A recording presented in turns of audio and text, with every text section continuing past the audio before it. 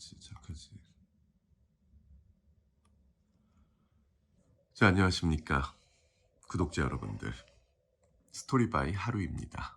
자, 주문을 외웠습니다. 다시 유튜브로 변신. 보시다시피 전 지금 집에 있습니다. 오늘은 집에 있으려고 합니다. 얼마 전에 몸이 좀 안 좋다, 아이들이 아팠고 이젠 제가 좀 아프다 그랬는데 이 감기 같은 게 떨어지질 않네요. 저는 코로나를 2달 전 1월 중순에 한번 걸렸었기 때문에 이 코로나라고 생각하진 않는데 우리 가족들도 다 걸렸었고 그때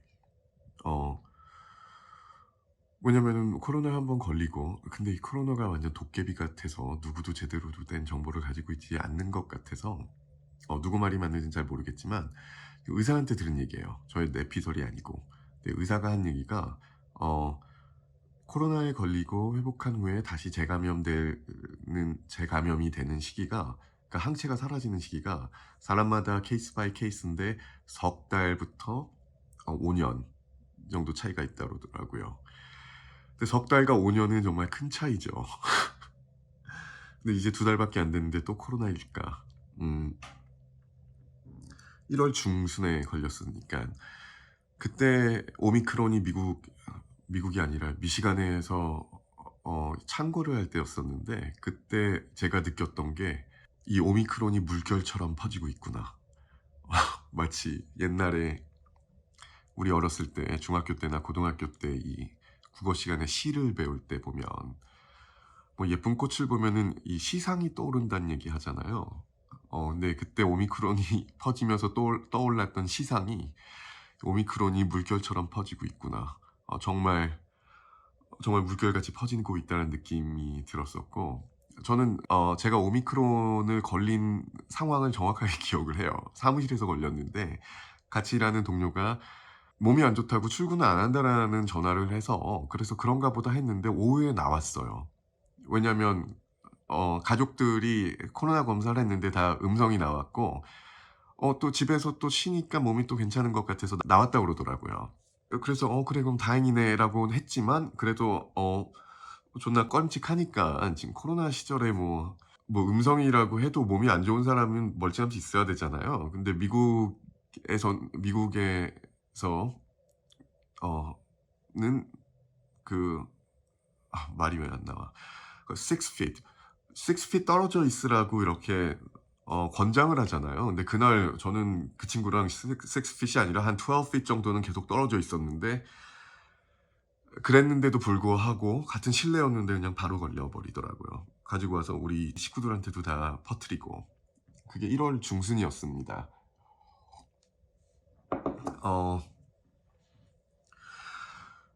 저나 우리 가족들은 굉장히 경미한 증상만 있었고, 저 같은 경우는 아예 조금 안 좋은 것 같은데 이거 코로나인가? 뭐 이러다가 끝나버렸었어요.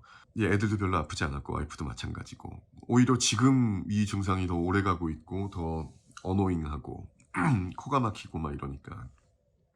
어쨌든 오늘 저희 큰아들이 생일입니다. 우리 아들 산이가 또 생일이라서, 또 몸도 안 좋고 또 아들 생일이라서 저녁에 저녁 먹으러 나가야 되고 해서 오늘은 집에 있으려고요. 오늘 중요한 일은 지금 유튜브 찍는 거 그리고 11시에 줌으로 미팅 하나 있는 거. 어쨌든 아들이 오늘 14살이 됐습니다. 만으로 14살. 만으로 14살이면 한국에서 몇 학년인가? 중학교 3학년인 건가? 미국에서 14살 14.5살, 그러니까 14살하고 6개월이면 미국이 아니라 미국은 주마다 법들이 다 다르기 때문에 미국의 주가 50개고 50개가 다 다른 나라라고 생각해요. 이 미시간 주 같은 경우는 14.5살, 그러니까 14.6개월이면 운전을 할 수가 있습니다. 드라이버스 라이센스가 나오는 게 아니라 운전면허증이 나오는 게 아니라 운전 퍼밋이 나와요. 옆에 부모님이 있는 경우 아니면 후견인이 있는 경우에는 운전을 할 수 있는 그런 퍼밋이 나오고, 실제 라이센스는 17살에 따는 걸로 알고 있어요. 어쨌든 이제 우리 아들이 제 옆에 앉아 있으면 이제는 운전을 할 수 있는 나이가 된 거죠. 정말 감회가 새롭습니다. 이 세월이 흘러가는 게 어 너무 빨리 흘러가는 것 같아요. 막 제가 벌써 내일 모레 50을 바라보고 있는데 믿을 수가 없어요. 내가 20대 때 그때 제 나이에 있던 사람들이 하던 얘기들, "그 젊음이 얼마나 빨리 지나가는지 너는 모른다." 뭐 이런 얘기들이 그때는 몰랐었는데 와 똑같이 꼰대 같은 얘기를 하고 앉아 있네. 왜 그랬냐면 제가 이렇게 생각하면 나는 20대 때 난 절대 죽지 않을 거라고 생각했었거든요. 그 죽음이라는 게 굉장히 멀리 떨어져 있었고 내가 마치 invincible 불사의 존재 같다는 생각이 들었었는데 그때는 그냥 피지컬하게 그렇게 느꼈었던 것 같아요. 그렇기 때문에 끝이 보이지 않았었던 때. 무슨 얘기를 하려다가 여기 왔지? 어쨌든 세월이 빨리 지나간다는 얘기를 하고 있었구나. 근데 뭐 그런 얘기들 많이 하잖아요. 오늘이 나의 가장 젊은 날이다라는 거. 그런 생각은 늘 하면서 살아야 될 것 같아요. 또 하나는 뭐 나도 마찬가지지만 너무 젊어 보이려고 애쓰지 말아야겠다라는 거. 어 추하더라 그러면. 좀 이 나이 들어가는 거를 당당하게 마주 봐야 될 것 같다는 그런 생각을 좀 많이 하고 있습니다. 일단 중요한 건 운동을 많이 해야 돼. 일단 운동. 뭐 어쨌든. 어제 또 뭔가 에피소드를 하나 만들어서 유튜브에 올렸는데 저의 이 VIP 구독자분들 보셨는지 모르겠네요. 이번에는 웨딩 썰이라고 해서 제가 찍은 웨딩에 대한 뒷얘기를 모아서 이렇게 만들어 보려고 그런 계획을 가지고 있는데요. 저는 개인적으로 재밌었는데 반응은 잘 모르겠어요. 어 이 영상을 만드는 사람으로서 어떤 경우가 종종 있냐면 나는 '와 진짜 잘 만든 것 같고 진짜 재밌는 것 같은데' 다른 사람들이 보면 정말 아닌 경우, 이런 게 뭐 늘 있는 경우는 아니지만 그런 경우들이 종종 있고 그럴 때마다 깜짝깜짝 놀라거든요. '오 이게 재밌는데 재미없어? 와 감 완전히 떨어졌네.' 막 이런 생각이 들어서 근데 이번에 만든 것도 혹시 그런 게 아닐까 하는 좀 의구심이 좀 들기도 합니다.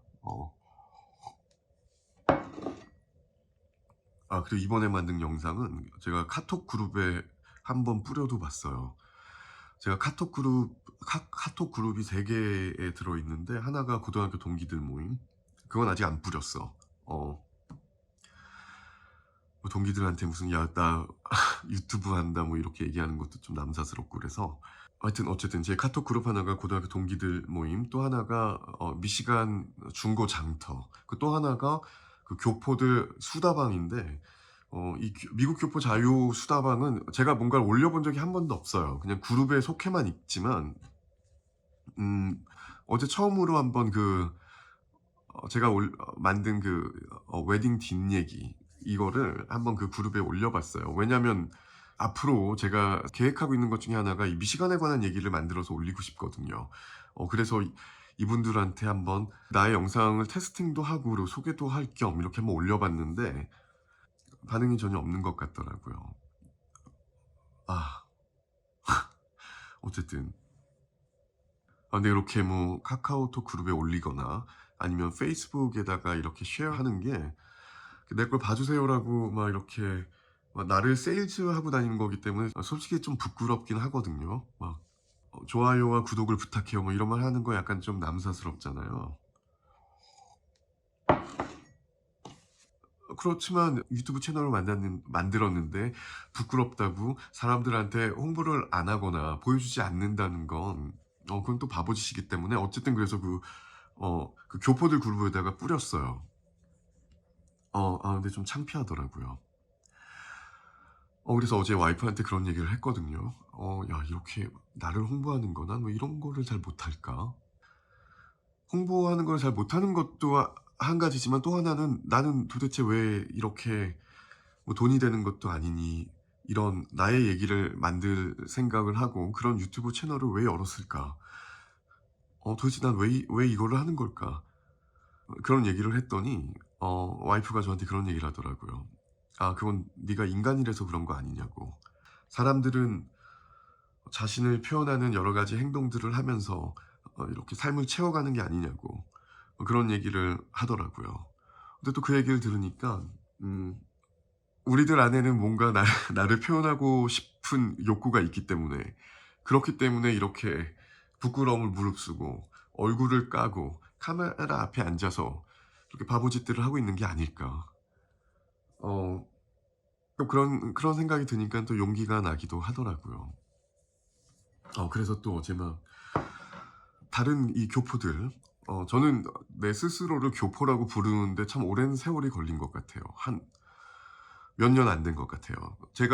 내가 나를 교포라고 부르기 시작한 건 사실은 이 미국 대선으로 트럼프와 바이든의 대선으로 미국이 한참 뜨거워졌을 때, 그때 처음으로 인정을 했어요. 그전에는 나는 한국에서 태어나서 한국에서 자랐고 한국에 가서 죽으려고 생각을 했기 때문에, 한국에서 죽을 사람이었기 때문에 나를 교포라고 생각을 안 했었거든요. 한국 사람인데 미국에 잠시 살고 있는 사람이라는 생각을 했기 때문에 그랬는데, 그때 트럼프와 바이든의 그때는 미국이 완전히 반으로 나뉘어져서 막 싸움이 붙었을 때, 전 세계가 나뉘어져서 싸움이 붙었을 때,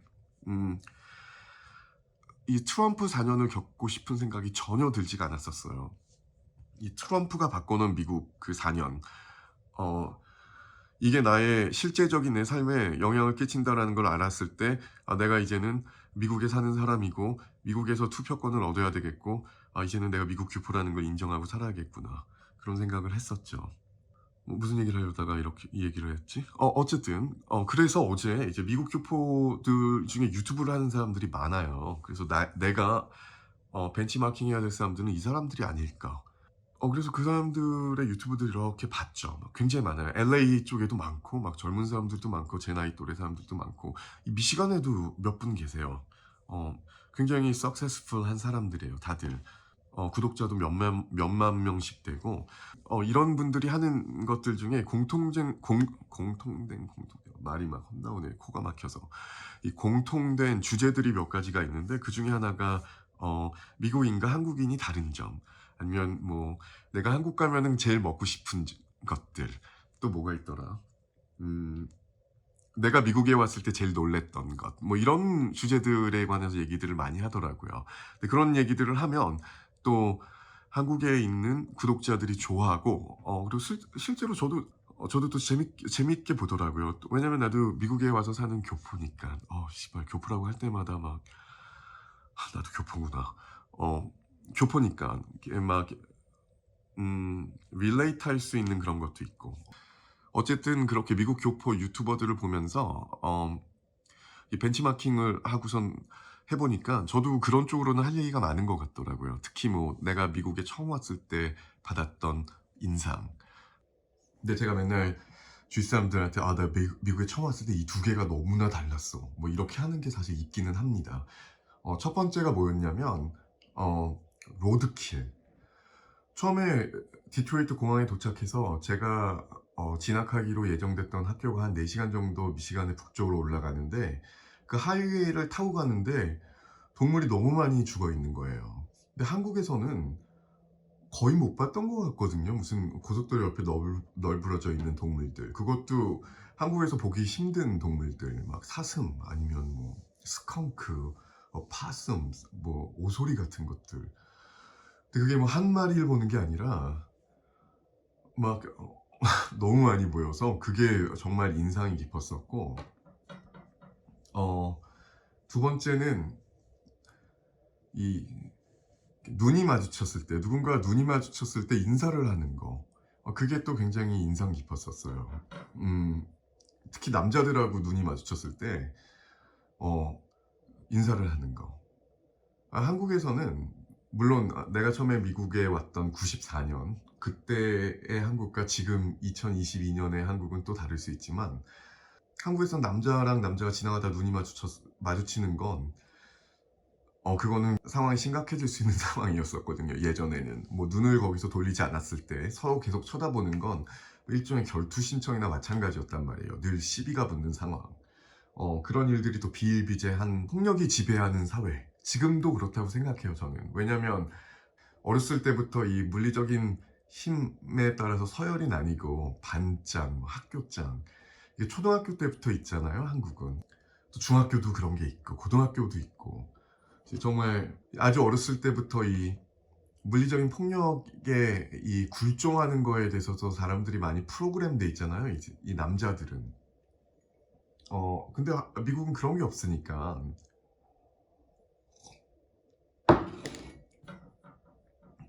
이렇게 눈이 마주쳐도 인사를 하는 게 그게 참 좋았었던 것 같아요. 근데 유럽도 그렇잖아요. 유럽에 가도 이제 뭐 이렇게 쳐다본다고 "너 나 알아?" 뭐 "눈 깔아." 뭐 이런 식으로 안 나오잖아요. 다 인사하고 눈 인사하고 지나가는 거. 그렇게 치면 한국의 이 눈 마주쳤을 때 이 쌍으로 번지는 이런 건 정말 좀 기형적인 거라고 생각을 해요. 게다가 또 이 폭력은 되물림되기 때문에 우리 때도 그렇게 짝놀이를 했었는데 지금 중학교 고등학생들도 이렇게 신문의 사회면을 보면 아직도 그렇게 짝놀이들을 하고 뭐 이지매를 하고 아니면은 뭐 패싸움을 하고 그러는 거 아니겠습니까? 제가 미국에 와서 또 놀란 건 뭐 저도 같이 일하는 사람들이 미국 사람들인데 남자들인데 이렇게 물어보면 어렸을 때 싸운 적이 별로 없어요. 동생이나 형하고 싸운 적은 있지만 뭐 학교에서 싸움을 하거나 특히 뭐 고등학교 때 싸우거나 중학교 때 싸우거나 이렇게 청소년기에 싸운 남자애들이 많지가 않아요. 막 뭐 터프한 척하고 막 이렇게 얘기는 하지만 결국에는 뭐 그래 내가 그래서 너무 화가 나 갖고 그래서 확 밀었어. 뭐 한 요 정도가 최악의 상황이었던 이런 게 많거든요.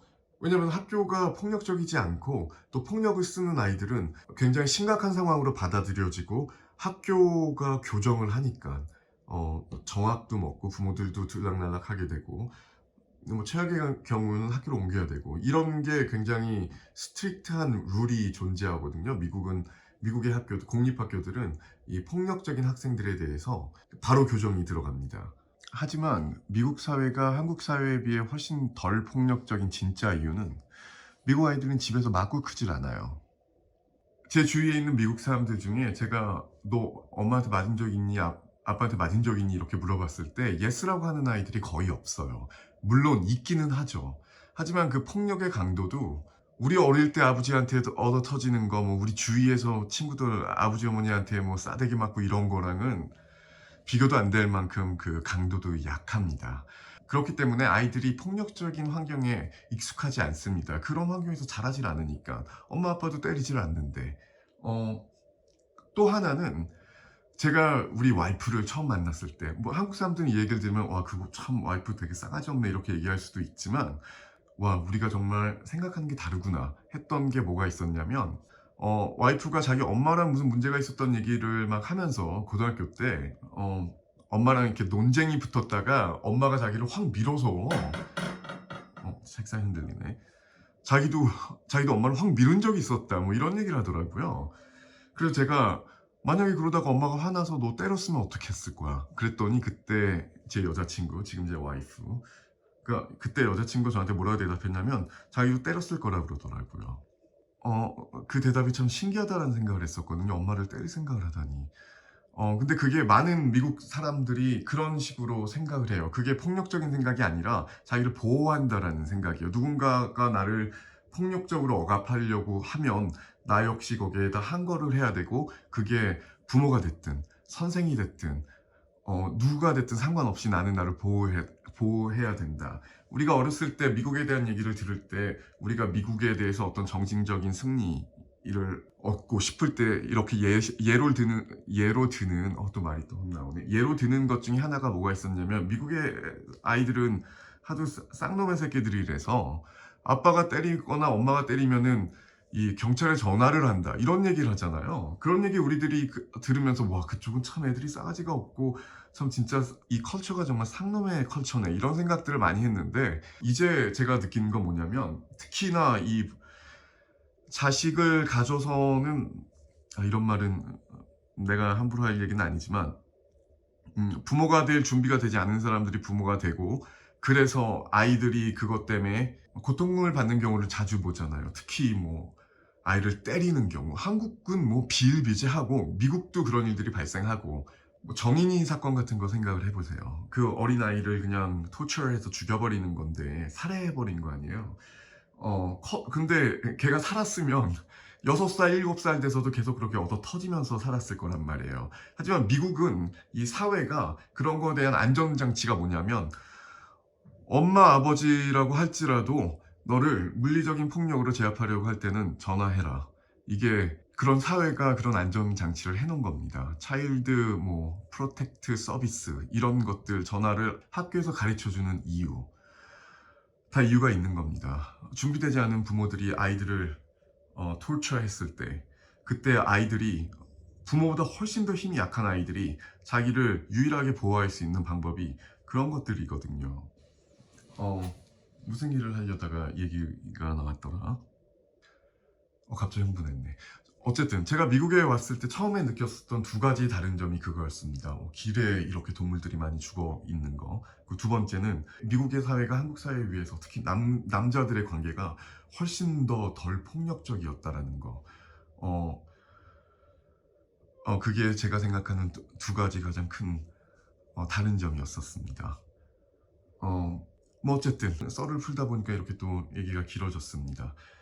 어, 앞으로도 또 제가 저번에 말씀드린 것처럼 하고 싶은 얘기가 있고 하고 싶은 얘기가 없어도 그냥 뭐 집에서 오늘은 좀 이렇게 널널한 날이거나 이러면 카메라 앞에 세워놓고 이렇게 저의 VIP 구독자 여러분들께 썰을 또 풀도록 하겠습니다.